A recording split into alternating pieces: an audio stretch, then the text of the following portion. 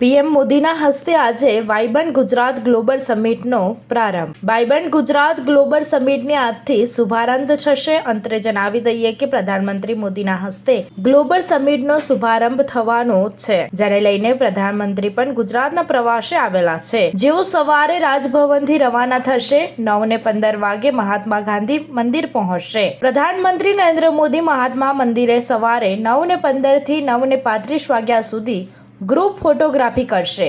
સવારે 9:40 થી 12:15 વાગે વાઇબ્રન્ટ ગ્લોબલ સમિટ ઉદ્ઘાટન કાર્યક્રમમાં ભાગ લેશે। બપોરે 1:40 થી 2:20 સુધી વાગ્યા સુધી ચેક રિપબ્લિકના પ્રધાનમંત્રી સાથે બેઠક કરશે। ચેક રિપબ્લિકના પ્રધાનમંત્રી અને પ્રધાનમંત્રી મોદી વચ્ચે દ્વિપક્ષીય ચર્ચા થશે, તેમજ બપોરે 2:30 થી 2:45 વાગ્યા સુધી કંપનીઓના સીઈઓ સાથે બેઠક યોજશે। અત્રે જણાવી દઈએ કે પ્રધાનમંત્રી નરેન્દ્ર મોદીએ બપોરે 2:45 થી 4:45 વાગ્યા સુધીનો સમય રિઝર્વ રાખવામાં આવ્યો છે।